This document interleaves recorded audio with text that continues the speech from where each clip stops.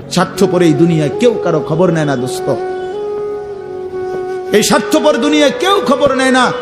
তুমি যেদিন মরে যাবা, আমি যেদিন মরে যাব, সেদিনও পৃথিবীতে সূর্য উঠবে, চাঁদ উঠবে, এই গাড়ি চলবে, সিএনজি চলবে, অটো চলবে, দোকানপাট খুলবে, ব্যস্ত মানুষ সব বাজার ব্যবসা ঠিকই চলবে, সব দৌড়াচ্ছে, শুধু আমি নিস্তব্ধ, শুধু আমি থেমে গেলাম। আমার হাত আর নড়ে না, পা আর নড়ে না, আমার আর চোখ খোলে না, আমার আর জিন্দিগির কোনো স্পন্দন নাই। এরই নাম দুনিয়া, এরই নাম দুনিয়া। বিকাল বেলা যারা জানাজা পড়ছে, এই স্ত্রী ছেলে কাঁদছে সারাদিন বাপের জন্য, স্বামীর জন্য। এই মানুষগুলোই রাত্র 9টায় আবার পাশের বাড়ির থেকে রান্না করে আনছে, এরাই পেট ভরে ভাত খাইতেছে। এরই নাম দুনিয়া, এর নাম দুনিয়া, এর নাম দুনিয়া। এই মানুষগুলো তো একদিন উপাস থাকলো না, আপন সন্তান, আপন স্ত্রী। তাহলে ধোকার এই দুনিয়া কার জন্য সাজাইলাম? কার জন্য বলে, বলে কার জন্য? ইয়ালামুনা যাহিরাম মিনাল হায়াতিদ দুনিয়া ওয়া হুম আনিল আখিরাতি হুম গাফিলুন। আল্লাহ বলে, বান্দা দুনিয়ার জীবন তো খুব বুঝলা, কিন্তু আখিরাতের ব্যাপারে গাফিল হয়ে রইলা। আমার ছেলেরা, তোমরা বলো ভাই, তোমরা যারা খোদার 365 দিনে একটা বছরে কোনোদিন ফজরের নামাজ কোনোদিন পড়ো নাই, তোমার এই পরিণতি, তোমার এই গন্তব্য শেষ কোথায়? তুমি বলো ইনসাফের সাথে। তোমার বিবেককে, প্রিয় বন্ধু, 1 মিনিটের জন্য আমি তোমার বিবেককে বললাম, তুমি বলো, সারাদিন যে উলঙ্গ ছবি দেখলা, সারা রাত যে নর্তকীর ছবি দেখলা, এরপরে তোমার গন্তব্য কোথায়? থামবা কোথায়? তুমি কোথায় গিয়ে থামবা? তোমার পরিণতি কি? তোমার টার্গেট কি? এই নাচ, এই গান, এই ছবি, এই জেনা, এই ব্যভিচার, এই মদ, এই জুয়া, এই ফেন্সিডিল, এই ইয়াবা? আরে নাফরমান, তোরে শেষ পর্যন্ত কোথায় গিয়ে থামাবে? তোরে একটা জানোয়ার ছাড়া, একটা কুকুর বিড়াল ছাড়া, একটা হাইওয়ান ছাড়া আর কিচ্ছু বানাবে না। তোরে একটা নর পশু বানায় দিবে। চরিত্রহীন মানুষ থাকে না, লম্পট কোনোদিন মানুষ হয় না। মদখোর, নেশাখোর, জুয়ারি, ফেন্সিখোর, বাবাখোর, ডাইলখোর, ইয়াবাখোর, ফুট্টাখোর, হারামখোর, ওই মানুষ থাকে না, ওই জানোয়ার হয়ে যায়। জানোয়ার, জানোয়ার হয়ে যায় বেটা, জানোয়ার হয়ে যায়। যে কপাল সেজদা দেয় না, সে কপাল, যে মানুষ মানুষ হয়ে সেজদা দেয় না, আল্লাহর কসম, আল্লাহ তাআলা কোরআনে বলছে, ইবলিস তুই সেজদা দিলি না, আজকের থেকে তুই শয়তান। এজন্য যে কপাল সেজদা দেয় না, সে মানুষ নয়, শয়তান। শয়তান বেটা, তুই বেটা শয়তান, শয়তান। এটা একটা ছোট্ট কথা আগে বুঝেন, সবাই বুঝতে ভালো। কোরআনুল কারীমের মধ্যে আছে, হযরত মূসা আলাইহিস সালামকে আল্লাহ তাআলা প্রথম যখন তুর পাহাড়ে, আমরা সবাই জানি যে আল্লাহ তাআলা মূসা আলাইহিস সালামের সাথে তুর পাহাড়ে কথা বলছেন বহুবার, মানে ওয়াহি নাজিল করছেন। আল্লাহর কথা মানেই ওয়াহি। তো প্রথমবার যখন মূসা আলাইহিস সালাম তুর পাহাড়ের ওই টিলাতে উঠলেন, তো সেখানে আল্লাহ তাআলা স্পষ্ট কোরআন শরীফে আছে, আল্লাহ তাআলা প্রথমেই বলে দিয়েছেন, ইন্নী আনা রব্বুক ফাখলা'না আলাইক। মূসা, আমি তোমার রব, আমি তোমার মহান মালিক আল্লাহ। তুমি ফাখলা'না আলাইকা, তোমার 2টা জুতা খুলে ফেলো, 2টা জুতা খুলে ফেলো। আনা আখতারতুকা, আমি তোমাকে নির্বাচিত করেছি। ফাসতামি' লিমা ইউহা, অতএব আমি যা ওয়াহি নাজিল করতেছি, বলতেছি, তা মনোযোগ দিয়ে শোনো। তাহলে এখন কি বোঝা গেল? তাফসীরের মধ্যে আছে, জুতা খুলতে বললেন কেন? প্রশ্ন হলো, জুতা খুলতে বললেন কেন? কথা বললে বলবে। তো আল্লাহ তাআলা এটা বুঝাইছেন, মূসা, আমি রব্বুল আলামিনের কথা শুনবার আদব, জুতা খুলে বসে। এই জন্য আদব শিখাইছেন, আদব শিখাইছেন। কোরআন সুন্নাহর ইলমের মধ্যে, কোরআন সুন্নাহর জ্ঞানের মধ্যে একটা জিনিস ভীষণ জরুরি, সেটা হলো আদব। 2টা জিনিস একসাথে গঠন করতে হয়। এজন্য আমাদের মাদ্রাসাগুলোতে দুই জিনিস একসাথে পড়ায়, একটা হলো ইলম আর একটা হলো আদব। এই জন্য মাদ্রাসাওয়ালারা তাদের বাচ্চাদেরকে যেমন পড়ায়, তো বাচ্চার ওযু, গোসল, চলা ফেরা, উঠা বসা, কথাবার্তা, চাল চলনের দিকেও নজর রাখে, যে ছেলেটা দাঁড়াইয়া পেশাব করে কিনা, ছেলেটা টয়লেট পেপার ব্যবহার করে কিনা, দস্তরখান বিছায়া খানা খায় কিনা, বাবা মাকে সালাম দেয় কিনা, ইত্যাদি ইত্যাদি। মানে শুধু শব্দ মুখস্থ করছে, পড়া দিছে, পড়া নিছে, এটা না, তার সাথে সাথে তার জীবন গঠন হচ্ছে কিনা, আদব শিখতেছে কিনা, আখলাক শিখতেছে কিনা, এইটা হলো একই সাথে লক্ষ্য থাকে। এই জন্য হাদিসের মধ্যে আছে, আমাদের প্রিয় নবী সাল্লাল্লাহু আলাইহি ওয়াসাল্লাম বলছেন, আল্লামানি রব্বি ফাআহসানা তা'লিমি ওয়া আদ্দাবানি রব্বি ফাআহসানা তা'দীবি। এই একটি হাদিসে নবীজি দুইটা কথা বলছে, যে আমার আল্লাহ আমাকে সর্বোত্তম ইলম জ্ঞান শিখিয়েছেন এবং আমার আল্লাহই আমাকে সর্বোত্তম আদব শিখিয়েছেন। তাহলে একই সাথে বলছে নবীজি, আল্লামানি রব্বি আদ্দাবানি রব্বি, আল্লাহই আমাকে ইলম শিখিয়েছেন, আল্লাহই আমাকে আদব শিখিয়েছেন। কেন নবীজি বাম পাও দিয়া টয়লেটে ঢুকছেন? কেন ডান পাও দিয়া মসজিদে ঢুকছেন? মনে করেন এই যে প্রতিটা নড়াচড়া, হাত্তাল হারাকাত ওয়াস সাকানাত, নবীজির প্রতিটি স্থিরতা, প্রতিটা নড়াচড়া, সবটাই আল্লাহ তাআলার ফয়সালা, আল্লাহ তাআলার পক্ষ থেকে নির্ধারণ করা। তিনি সাহাবীদের সাথে পরামর্শ করছে অথবা নিজে নিজে ভাবছে যে কেমনে শুইলে ভালো হয়, কেমনে হাঁটলে ভালো হয়, না না, আল্লাহ তাআলার পক্ষ থেকে নির্ধারণ করে দেওয়া। এই জন্য বাপ, এটা জরুরি বিষয়। এটা আল্লাহর কোরআনের মজলিস, বরকতময় মজলিস। এখানে জুতা খুলে আল্লাহর কথা শুনলে বরকত হবে, এটা আদব। সবাই যারা মুসা আলাইহিস সালামের ওই ঘটনাটা জানে, কোরআন শরীফে স্পষ্ট আছে যে তখন প্রচন্ড ঠান্ডা ছিল, ভীষণ ঠান্ডা, কুয়াশা, নিচে বরফ। মুসা আলাইহিস সালামের স্ত্রী, ওই যে শুআয়ব আলাইহিস সালামের মেয়ে, যাকে তিনি 10 বছর পরে বিয়ে করে আনতেছিলেন, উনি প্রচন্ড শীতে কাঁপতেছিল। এই সময় মুসা আলাইহিস সালাম একটু আগুনের তালাশে তুর পাহাড়ের ওই টিলার মধ্যে উঠছিলেন। স্ত্রীকে বলছে, ইন্নী আনাস্তু নারা, আমি একটু আগুন তালাশ করে আনি, যদি আগুনটা আনতে পারি তাহলে আগুনের মধ্যে যদি তোমার শরীরে একটু সেঁক দাও, তাহলে গরমটা আর শীতটা একটু কম লাগবে। মানে সে শীতকালে আগুন দিয়ে আগের দিনে খুব ছিল, তাহলে বোঝা গেল এত ঠান্ডা, এত প্রচন্ড শীতে যে কাঁপতেছে। কিন্তু এরপরেও আল্লাহ তাআলা বললেন, আগে জুতা খোলো। অথচ এই ঠান্ডার মধ্যে জুতা না খুললে ভালো ছিল, কিন্তু এরপরও আল্লাহর কথা শুনবার আদব, জুতা খুলে শুন। হাদিসের মধ্যে কথা স্পষ্ট আছে, আল্লাহর নবী সাল্লাল্লাহু আলাইহি ওয়াসাল্লাম কখনোই খাবার জুতা পরিহিত অবস্থায় খাইতেন না।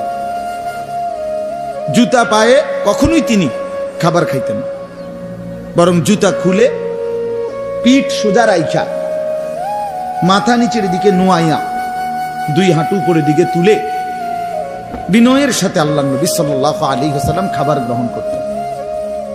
নবীজি নিজে বলতেন, আকুলু কামা ইয়াকুলুল আবদ, একজন গোলাম তার মনিবের সামনে যেরকম বিনয়ের সাথে খানা খায়, আমি আমার মহান আল্লাহ পাকের সামনে এভাবে খানা খাই। ভাইয়া, আদব, আদব অনেক বড় জিনিস। আল আদাবু খাইরুন কুল্লু, আদব পুরাটাই কল্যাণ। রাসূলুল্লাহ সাল্লাল্লাহু আলাইহি ওয়াসাল্লাম বলছেন, মা নাহালা ওয়ালিদুন ওয়ালাদাহু মিন নুহলিন মিন আদাবিন হাসান। তোমরা তো বাংলাটা বুঝলা না, জুতা যেহেতু খুলবা না ভাই, তো বাইরে চলে যাও।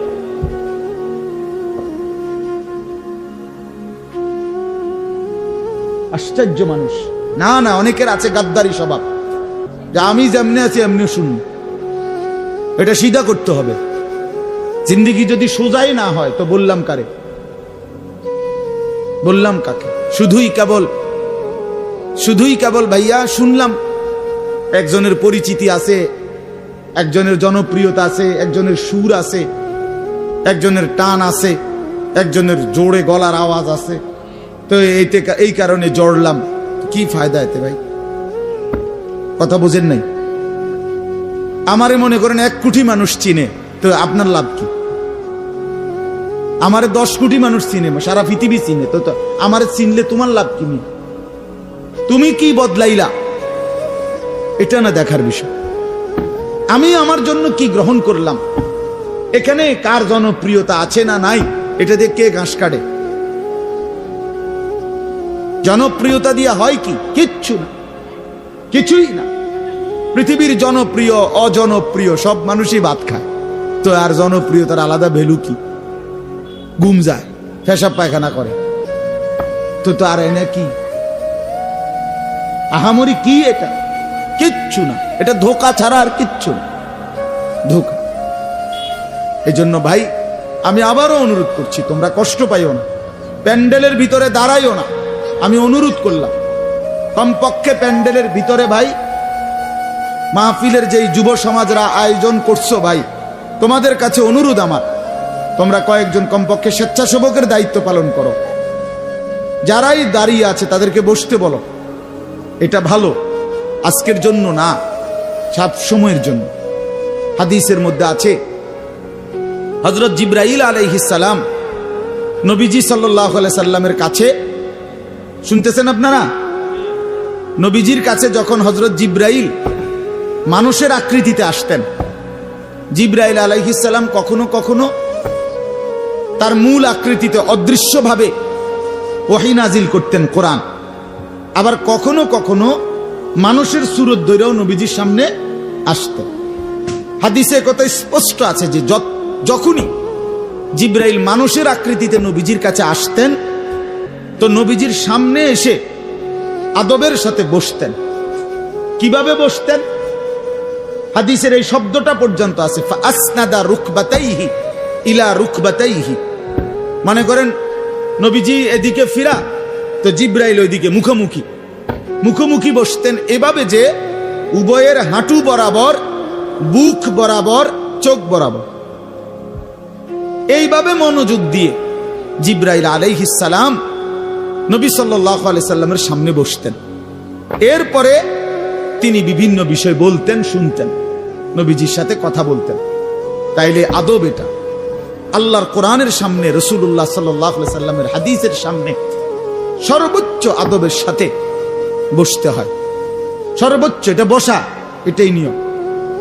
হাদিসের মধ্যে আছে, আরো শুনাই আমি, হাদিসের মধ্যে আছে, হাদিসে কুদসি, কোন নেককার বান্দারা যখন আল্লাহর জিকির, আল্লাহর তেলাওয়াত, আল্লাহর কথা শুনবার জন্য, বসবার জন্য, বলার জন্য বসে, তো এই পুরা মজমা যখন শেষ হয়, তো আল্লাহ ফেরেশতাদেরকে জিজ্ঞেস করে যে আমার এই বান্দাদেরকে কি পুরস্কার দেওয়া যায়? তো তারা বলে, মহান আল্লাহ, আপনার ইচ্ছা। তো আল্লাহ তাআলা বলেন, শুনো, আমার এই প্রিয় বান্দাদের মজলিস যারা বসলো, আমি তাদের সকলকে মাফ করে দিলাম। তো ফেরেশতারা বলে, আল্লাহ, এখানে এমন লোকও আছে যে এমনি আসছিল, দ্বীনি উদ্দেশ্যে আসে নাই, আপনার কথা শুনতে আসে নাই, এমনি বইছিল আর কি। ইন্নামা জা আলি হাজাতিন, ব্যক্তিগত কোনো উদ্দেশ্যে আসছে, তাকেও মাফ করে দিবেন। তখন আল্লাহ তাআলা বলেন হাদিসে কুদসি, হুমুল কওমু লা ইয়াশকা বিহিম জালিসুহুম, এই শব্দটা বুঝাইতে চাই। আল্লাহ তাআলা তখন বলেন, আমার প্রিয় বান্দাদের মজলিস, তো এজন্য হুমুল কওমু লা ইয়াশকা বিহিম জালিসুহুম, এমন কওম, যে কওম, আল্লাহ বলে আমার নেক বান্দাদের মজলিস এমন মজলিস যেখানে যেই বসছে আমি আল্লাহ কাউকে বঞ্চিত করি না, কাউকেই বঞ্চিত করব না, বরং ফেরেশতারা শোনো, আমি সকলকেই মাফ করে দিলাম। তাহলে এইখানে কথাটা কি? যে জালিসুহুম, আমার নেক বান্দাদের সাথে যারা বসছে আমি সকলকে মাফ করে দিলাম। তাহলে বোঝা গেল বসার গুরুত্বটা আলাদা। এই এতগুলো কথা বলার পরে আর আমার পক্ষে আর কিছু বলার নাই এই বিষয়ে। কোরআন সুন্নাহর আলোকে বললাম। এরপরে কোনো বদনসিব যদি নাই বসে, তার কি করার আছে? তার কি মাথার বাড়ি দেওয়া যাবে? কথা বুঝছেন না? কাজেই এরপরে কোনো দুর্ভাগা না বসলে ঠিক আছে। ইসরাফিলের ফু যেদিন দিবে সেদিনও বহু মানুষ গাফেল থাকবে। হাদিসে আছে ইসরাফিলের ফু হবে, পৃথিবীতে ভূমিকম্প শুরু হবে, জমিন কাঁপতে শুরু করবে, আসমান ভাঙতে শুরু করবে, তখনও গাফলতের মধ্যে বহু মানুষ থাকবে। এই অবস্থাতেই মৃত্যু হবে, এই অবস্থাতেই হাসর হবে। কাজেই গাফেল থাকবেই, গাফেল থাকবেই। এই জন্য আল্লাহ তাআলা আমাদের প্রত্যেককে আল্লাহর কথা, কোরআন সুন্নাহর কথা মনোযোগ দিয়ে আন্তরিকতা নিয়ে শুনবার তৌফিক দান করেন। এবার আর একটা কথা, ছোট্ট কথা, সেটা হলো ভাই, মেহেরবানি করে প্রত্যেকে এই যাদের হাতে মোবাইল, এই হাতে ধরা এই মোবাইলগুলো নামায় ফেলো। আল্লাহর ওয়াস্তে আমার এই কথাটা রাখো, ভালো হবে। আমি তোমাদের কল্যাণের জন্য বললাম। আল্লাহর ওয়াস্তে এই হাতের মোবাইলটা অল্প একটু সময়ের জন্য আমি অনুরোধ করলাম, এটা নামাইয়া এটা বন্ধ করে দাও।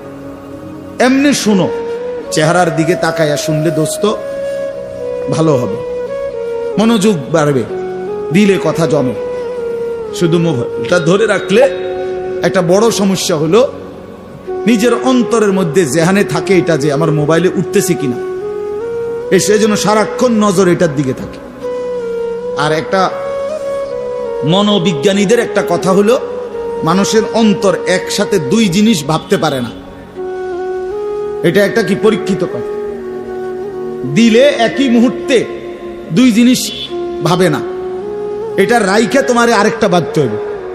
তাহলে এখন যেহেতু তোমার ফিকিরে মনোযোগ মোবাইলটাতে উঠতেছে কিনা ঠিক মতো, তাহলে আর নিজের জন্য কিছু গ্রহণ হবে না। মোবাইলে উঠছে ঠিক আছে, সুন্দর, আওয়াজও ক্লিয়ার হয়েছে, পুরা বয়ানটাও উঠছে, তো এরম তো ওয়াজ লাখ লাখ আছে মোবাইল। নিজের জন্য কি হলো? আমার দিলের জন্য আমি কি নিলাম? আমার নিজের জন্য আমি কি নিলাম? এই জন্য দোস্ত, এটা জরুরি বিষয়, এটা গুরুত্বপূর্ণ বিষয় যে নিজের জন্য গ্রহণ করা। তু আগার মেরা নিহি বনতা না বন, আপনা তো বন।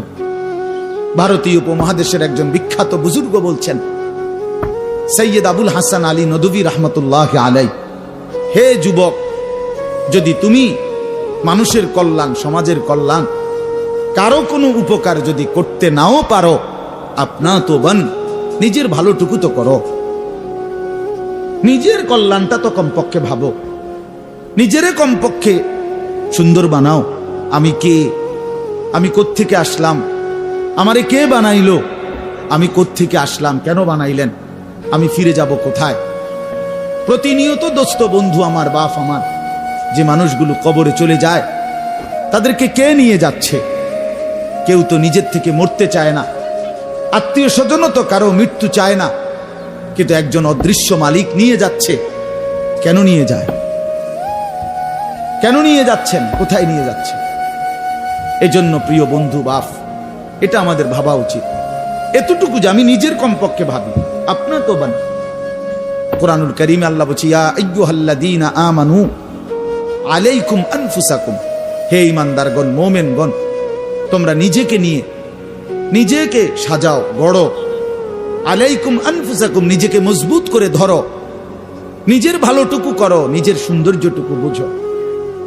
কুরআনুল কারীমে আল্লাহ বলছে, ভাইয়া, ওয়ালা তুলকু বিআইদিকুম ইলা তাহলুকা, হে আমার বান্দা, নিজেকে নিজে ধ্বংস করে দিও না, নিজেকে নিজে বরবাদ করে দিও না।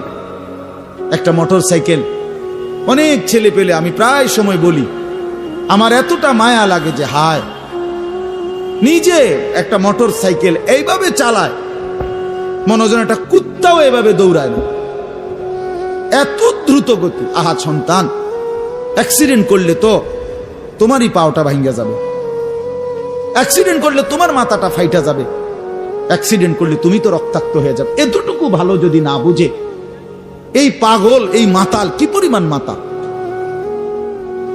এ কি পরিমাণ মাতাল। খুব জোরে চালাইলে মানুষে দেখবো, মানুষে দেখতে দেখতে তো তুমি গেছোই গা, তো কি দেখতো মানুষে?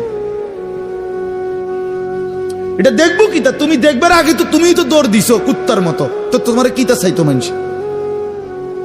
কি দেখবো? এটা দেখার কি আছে এটাতে? আস্তাগফিরুল্লাহ, আস্তাগফিরুল্লাহ। এরকম অসংখ্য বিষয় আছে যে তুমি যদি মনে করো দিবানিশি চরিত্রহীনতার মধ্যে ডুবে গেলা, উলঙ্গ ছবি, নর্তকীর নাচ, জেনা, ব্যভিচারের দৃশ্য দেখলা, সারা রাত সারা দিন মোবাইলে, প্রিয় বন্ধু আমার, ভাই আমার, তুমি একবার ইনসাফের সাথে ভাবো যে এর পরিণতিতে তোমার হালাত কি হবে।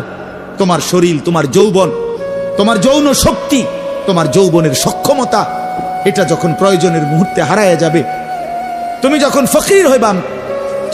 ফকির হয়ে যাইবা, একদিন শরীরের সক্ষমতার অভাবে যখন ধুকে ধুকে কাঁদবা, দুনিয়া তো বেইজ্জতি, আখেরা তো বেইজ্জতি, তো কি হবে সেদিন?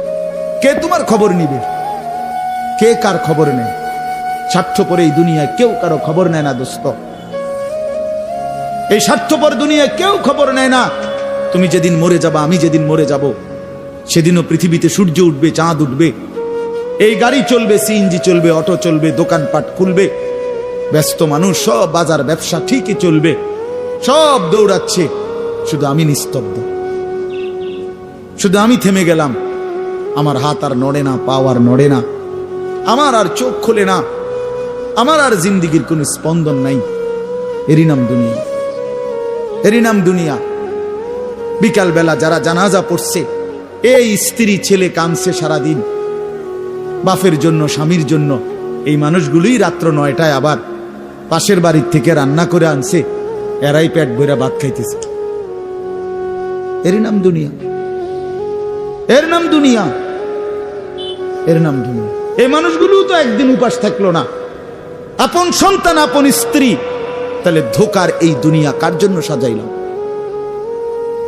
কার জন্য বলেন, বলেন কার জন্য? ইয়ালামুনা যাহিরাম মিনাল হায়াতিদ দুনিয়া ওয়া হুম আনিল আখিরাতি হুম গাফিলুন। আল্লাহ বলে, বান্দা, দুনিয়ার জীবন তো খুব বুঝলা, কিন্তু আখিরাতের ব্যাপারে গাফিল হয়ে রইলা। আমার ছেলেরা, তোমরা বলো ভাই, তোমরা যারা খোদার 365 দিনে একটা বছরে কোনোদিন ফজরের নামাজ কোনোদিন পড়ো নাই, তোমার এই পরিণতি, তোমার এই গন্তব্য শেষ কোথায় তুমি বলো? ইনসাফের সাথে তোমার বিবেককে, প্রিয় বন্ধু, 1 মিনিটের জন্য আমি তোমার বিবেককে বললাম, তুমি বলো, সারাদিন যে উলঙ্গ ছবি দেখলা, সারা রাত যে নর্তকীর ছবি দেখলা, এরপরে তোমার গন্তব্য কোথায়? থামবা কোথায়? তুমি কোথায় গিয়ে থামবা? তোমার পরিণতি কি? তোমার টার্গেট কি? এই নাচ, এই গান, এই ছবি, এই জেনা, এই ব্যভিচার, এই মদ, এই জুয়া, এই ফেন্সিডিল, এই ইয়াবা, আরে নাফরমান, তোরে শেষ পর্যন্ত কোথায় গিয়ে থামাবে? তোরে একটা জানোয়ার ছাড়া, একটা কুকুর বিড়াল ছাড়া, একটা হাইওয়ান ছাড়া আর কিচ্ছু বানাবে না। তোরে একটা নর পশু বানায় দিবে। চরিত্রহীন মানুষ থাকে না, লম্পট কোনোদিন মানুষ হয় না। মদখোর, নেশাখোর, জুয়ারি, ফেন্সিখোর, বাবাখোর, ডাইলখোর, ইয়াবাখোর, ফুট্টাখোর, হারামখোর, ওই মানুষ থাকে না, ওই জানোয়ার হয়ে যায়। জানোয়ার, জানোয়ার হয়ে যায় বেটা, জানোয়ার হয়ে যায়। যে কপাল সেজদা দেয় না, সে কপাল, যে মানুষ মানুষ হয়ে সেজদা দেয় না, আল্লাহর কসম, আল্লাহ তাআলা কোরআনে বলছে, ইবলিস তুই সেজদা দিলি না, আজকের থেকে তুই শয়তান। এজন্য যে কপাল সেজদা দেয় না, সে মানুষ নয়, শয়তান। শয়তান বেটা, তুই বেটা শয়তান, শয়তান। এটা তান। এর আগে কোনদিন ইবলিসকে শয়তান বলতো? কোন দিন থেকে বলছে? যেদিন থেকে সে সেজদা দেয় না। কথা বলেন না কেন? ইবলিসের আগে কি শয়তান আছিল? সেজদা যেদিন দিল না, সেদিন থেকে মালিক বলল, আজকের থেকে তুই শয়তান। ইবলিস যেদিন সেজদা দিল না, সেদিন আল্লাহ বলল, ফখরুজ ফাইন্নাকা রাজিম, বের হ, আজকের থেকে তুই রাজিম, অভিশপ্ত, মালউন, অভিশপ্ত, রাজিম। আল্লাহ বলছে, ওয়া ইন্না আলাইকাল লানাতা ইলা ইয়াউমিদ্দিন। ইবলিস তুমি সেজদা দিলা না, মনে রেখো আজকের থেকে কিয়ামত দিবস পর্যন্ত তোর উপরে আমি আল্লাহর লানত। এজন্য বেনামাজি তোর উপরে আল্লাহর লানত, তোর উপরে আল্লাহর লানত, তোর উপরে খোদার গজব। আর আল্লাহর লানত যার উপরে, সে সুখ পায় না। ওই মালিকের সাথে গাদ্দারি করে সুখ মিলে না। খবর নিয়ে দেখো, তুমি না জানলে আমি জানি। জিন্দিগির আজ 21 বছরের এই ওয়াজের জীবনে কত শত মানুষ জীবনের কত দুঃখ বেদনা আমরা তো শুনি না। আমরা কাছে দোয়া চায় না। কোনো হারামখোর, কোনো সুদখোর, কোনো ঘুষখোর, কোনো বেপর্দা নারী, কোনো বেহায়া নারী, কোনো মদখোর জুয়ারি, কোনো নারীর সাথে অবৈধ সম্পর্ক স্থাপনকারী পুরুষ কিংবা নারী আল্লাহর কসম সুখে নেই। সুখ মিলে না। নোনা জলে তৃপ্তি হয় না। যে পানি লবণাক্ত ওই পানি তৃষ্ণা মিটায় না। অতএব গুনাহ তৃষ্ণা মিটায় না। গুনাহ কাউকে তৃপ্তি দিতে পারে না। আল্লাহর নাফরমানি কাউকে সুখ দিতে পারে না বন্ধু। আল্লাহ কোরআনে বলছে ওয়াদারু যাহিরাল ইসমি ওয়া বাতিনা, আমার বান্দা প্রকাশ্য গুনাহ ছেড়ে দাও, গোপন গুনাহ ছেড়ে দাও। আল্লাহ বলছে ওয়ালা তাকরাবুল ফাওয়াহিশা মা যাহারা মিনহা ওয়া মা বাতান, আল্লাহ বলছে বান্দা প্রকাশ্যে কিংবা গোপনে কোনো অশ্লীলতা, বেহায়াপনা, অসভ্যতার কাছেও যেও না। আল্লাহ বলছে ওয়ালা তাকরাবুজ জিনা, জিনা ব্যভিচারের কাছে, নারীর সাথে অবৈধ কোন রকম সম্পর্কে যেও না বান্দা। ইন্নাহু কানা ফাহিশা, এটা বড় বেশি অশ্লীলতা। ওয়াসাআ সাবিলা, এটা বড় মন্দ পথ।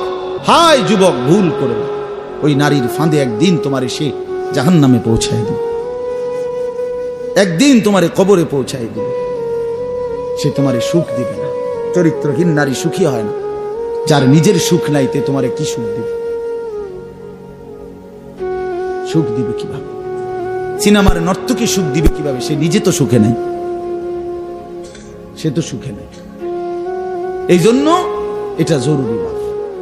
বাবাদেরকেও বলি, হায়াতের 60 বছরেও যারা গুনাহ ছাড়তে পারেন নাই, মনে রাখেন বাপ, এই কবর দেখা যায়, কবর দেখা যায়। চলেন এবার তর্জমাটা শোনেন, তাইলেই আমার কথা শেষ। একটু দেখেন কোরআনুল কারীমের 30 নম্বর পারা 102 নম্বর সূরা। সূরাটার নাম আত-তাকাসুর। ছোট্ট একটা সূরা, 8টা আয়াত আমি তেলাওয়াত করছি। এই ছোট্ট সূরাটার তর্জমা বলেই আমি আমার কথা শেষ করে ফেলবো ইনশাআল্লাহ। আল্লাহ তাআলা আমাদেরকে তৌফিক দান করুন। এই সূরাটার একটা ছোট্ট প্রেক্ষাপট আছে, কেন নাজিল হলো। এটারে আরবিতে শানে নুজুল বলে। অর্থ হলো শানে নুজুল হলো কেন নাজিল হলো সূরাটা। রাসূলুল্লাহ সাল্লাল্লাহু আলাইহি ওয়াসাল্লামের জামানায় মক্কায় কুরাইশ বংশের লোকেরা, নবীজির বংশের নাম হলো কুরাইশ বংশ নাকি? এই কুরাইশ বংশের মধ্যে আবার ছোট ছোট গোত্র ছিল। এই ছোট গোত্র, মনে করেন আমার দাদা তো প্রথম, ধরে নিলাম আমগোই বাড়ি, মনে করেন আমার দাদা ছিল প্রথম, দাদা বাড়িটা বাঁধছে, কথার কথা। তো এখন আমার দাদার 4 ফুট, মানে আমার বাপ চাচারা 4 জন। তো আগে তো দাদার সাথে বাপ চাচারা 4 জন একসাথেই ছিল। তো দাদা মরে গেল, এখন বাপ চাচাদেরও সংসার বড় হয়ে গেল। ফলে এখন সবাই আবার আলগা আলগা আরো জায়গা জমি কিন্না ডাইনে বামে গদ্দুয়ার করছে, আরো বাড়ি ঘর বাড়ছে। এখন চাচার বাড়িও আলাদা নামে পরিচয়, জেডার বাড়িও আলাদা নামে পরিচয়, আমগো বাড়িটাও কি আলগা নামে পরিচয়, এমন আছে না? এই আর কি। তো প্রথমত তো বড় বংশটা পুরাটার নাম হলো কুরাইশ, কিন্তু এরপরে আবার এর অধীনে ধীরে ধীরে ছোট ছোট আরো গোত্র ছিল, আরো বংশ ছিল।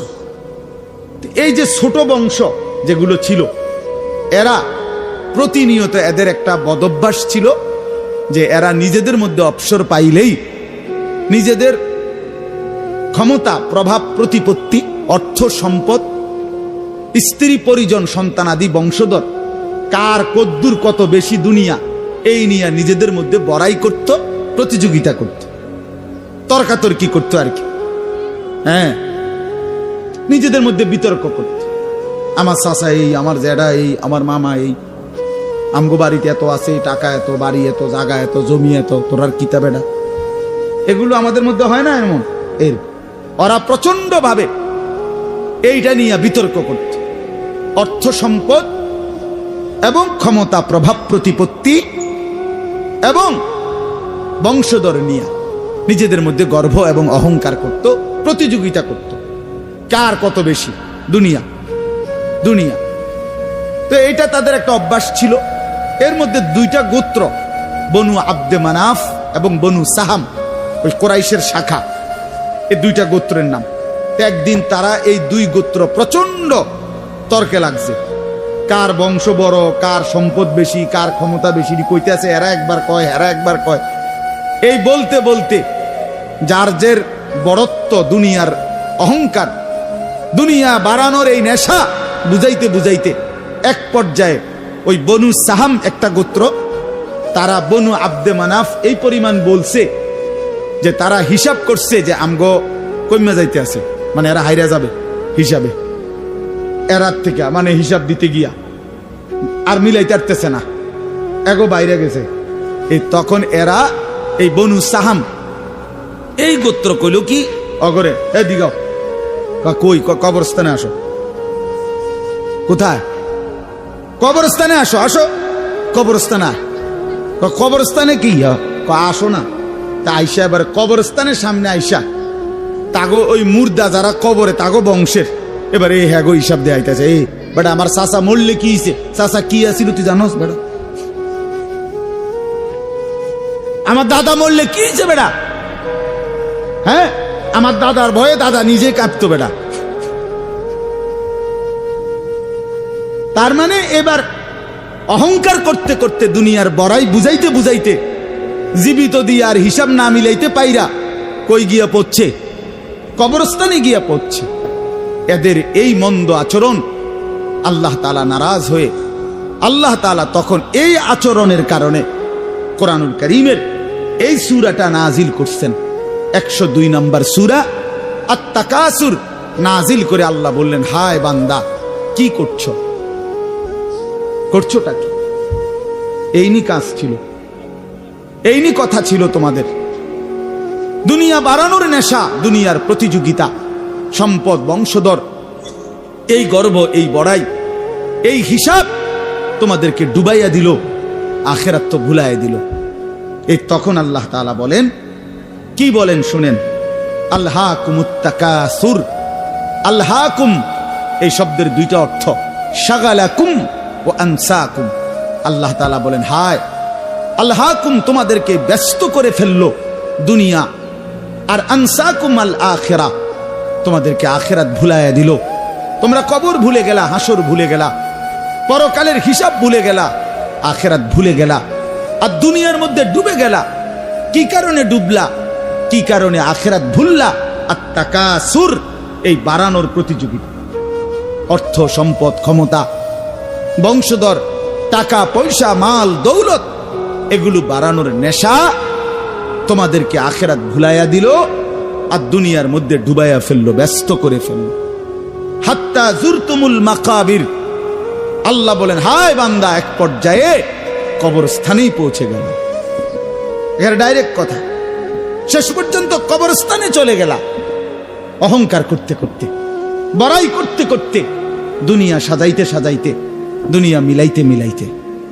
এ কথার দুই অর্থ। এবার এক হলো সরাসরি ওদেরকে বলছে কাজটা তোমরা ভালো করলা না, আরেকটা হলো আমাদের সবাইকে বলছে, আমার বান্দারা তোমরা যারা এই পরিমাণ দুনিয়া নিয়ে ব্যস্ত হইলা, দুনিয়া সাজাইতে লাগলা, যে এক পর্যায়ে এই দুনিয়া সাজাই